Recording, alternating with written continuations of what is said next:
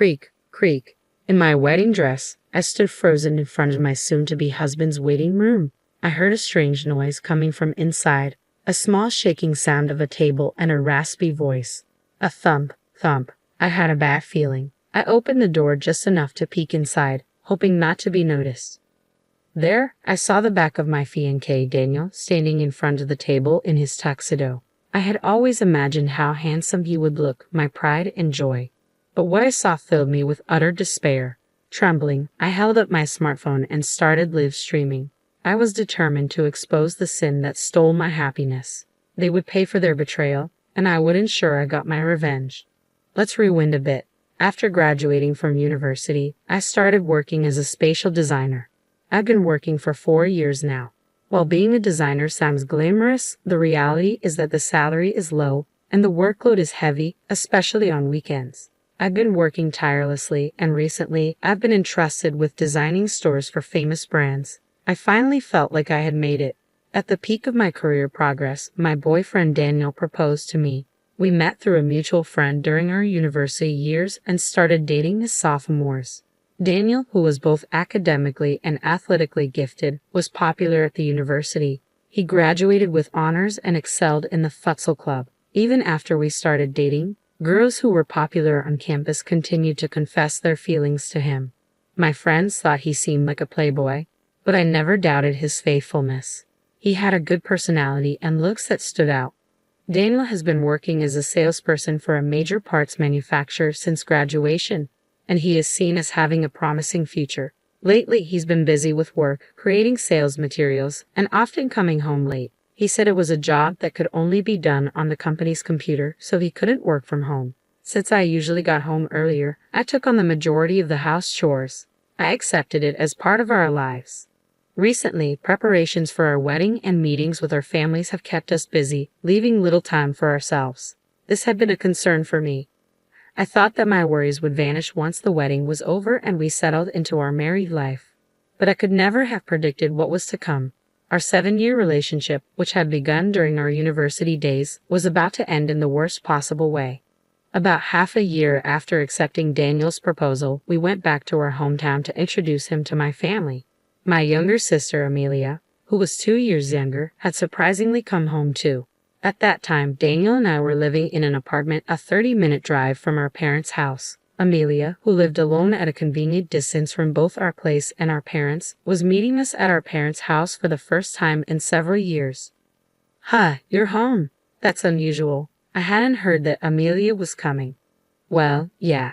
I wanted to see who my big sister was marrying," she replied. "Oh, so it's this guy. Nice to meet you. I'm Amelia." She was always overly friendly, but something about Amelia's sweet, babyish voice bothered me a little. "Nice to meet you. I'm Daniel," he greeted back in a gentlemanly way. The way Amelia grinned at that moment made a strange discomfort grow inside me, but I didn't think much of it, as Daniel didn't seem to react unusually. My sister Amelia and I are polar opposites. Amelia, who is good at winning people's hearts, always gets what she wants. She's not exactly a beauty, but her charming smile captures people's hearts. Despite attending a high school with strict rules, she was never disciplined for things like dyeing her hair or shortening her skirt. I know she received more allowance from our parents than I did, being the older one. From the day she was born, she seemed to know what to say to please others and act in a way that made her liked by everyone. On the other hand, our parents often told me that I was too serious and that I should be more like Amelia. Amelia currently works as a salesperson for a mobile phone company and has been there for 2 years. Apparently, she's consistently among the top 10 salespeople nationwide. My sister and I have completely opposite personalities. While we haven't fought since we grew older, we haven't been particularly close either. There were times I wished I could be more like Amelia, who knows how to navigate the world effortlessly. But now I have Daniel, and a happy life awaits us. Sure, there were moments when I felt envious comparing myself to my younger sister. But now, I was about to start a new family with the love of my life. I had a positive outlook on life at that time. 3 months passed, and we finished registering our marriage. Preparations for the wedding ceremony were steadily proceeding. I was mainly the one pushing forward with the wedding plans. Daniel, in his 4th year at the company and taking on more responsibilities, sometimes couldn't come home due to work. Initially, Daniel was enthusiastic about the wedding ceremony, but gradually he showed less and less interest. Hey, about the wedding guests. I just got home and I'm tired. Can we do this another time? Besides, do whatever you like. I trust you. Oh, and I'll be coming home tomorrow. He would casually dismiss wedding topics like this. Deep down, I was frustrated, but I took a deep breath to calm myself down. Are you sure you're okay taking on so much work before the wedding? Aren't you tired? I'm fine, thanks. As the wedding ceremony approached, Daniel seemed more swamped with work. I wished he could show more concern about it as my fiancé. However, I tried to remain patient and supportive. I thought that Daniel being recognized at work and increasing his income was a good thing for us as a couple, and I tried to stay positive. Amidst all this, on a weekday night with only a month left before the wedding ceremony, Daniel, who had been coming home late as usual, came home unusually early. You came home early today. Dinner is ready, I said. Before I knew it, all the house chores had become my responsibility. Thanks, but more importantly, I have something to discuss with you, he replied. What's wrong? I asked, wondering why he seemed unusually excited.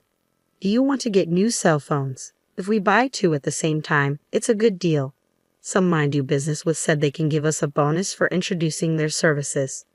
It was true that I had been wanting to replace my cell phone, and Daniel had been complaining about his old one. But considering the expenses for the wedding ceremony, we needed to save money. What's the bonus? New models are expensive, aren't they? It's about $4,000 for 2. The bonus is $4,000. His explanation about the bonus faded as I fixated on the amount. Well, actually, I already bought them. Excuse me. He said he had already bought 2 of the latest smartphones, encouraged by someone he does business with. You just have to pay your share. The device fee is in installments. Though we both worked and were about to become husband and wife, we had agreed to manage our bank accounts separately for a while and discuss it again when we wanted kids in the future. So now, he wanted me to pay for my portion of the phone he had bought on his own, but what's bought is bought, and we can't return it. I remembered we were planning a surprise using smartphones for the wedding ceremony. The latest model could capture beautiful images, so maybe it was okay. Seeing Daniel looking pleased, I lost the will to get angry and forced myself to accept the situation. 1 month later, our long-awaited wedding ceremony finally arrived. I chose the pure white dress with my mother and mother-in-law. Daniel, who was busy with work and couldn't help with the preparations much, will surely be surprised when he sees me today. After entering the venue and getting ready, my close friend from university, Mila, came to greet me in the bride's waiting room. Olivia, congratulations, Mila said, tears in her eyes. Thank you. Hey, do you think the surprise will go well? I asked. I had planned a special event and asked the venue staff to prepare my smartphone to be connected to the screen. We were set to perform a surprise interview with the guests. I thought a regular event would be boring, so I asked the staff to do various things in terms of production for the ceremony to meet my demands. I wanted to pay attention to the details, an occupational hazard of being a spatial designer. The guests are already seated, so why don't you show the situation in the waiting room, like a sideshow, just like the groom's waiting room? You're right, that sounds really fun. Since I had planned the smartphone performance with the staff without involving Daniel, I hadn't told him about it yet. It would be a surprise if I suddenly informed him during the ceremony, so maybe it would be nice to give him a heads up and show him a little bit in advance. Feeling excited, I headed towards Daniel's waiting room. In front of his waiting room, I took a deep breath slowly, imagining how great Daniel would look in his tuxedo. Thinking that, I opened the door a little bit. Then I heard some noise, a small shaking sound of a table and a raspy voice. I wondered if he was with someone. I opened the door a bit more quietly so as not to be noticed. I saw the back of Daniel in his tuxedo, standing and facing the table. Peeking in from a bit of an angle, I could see someone lying on the table. Leaning a bit more to take a better look, I was shocked to see Amelia lying on the table.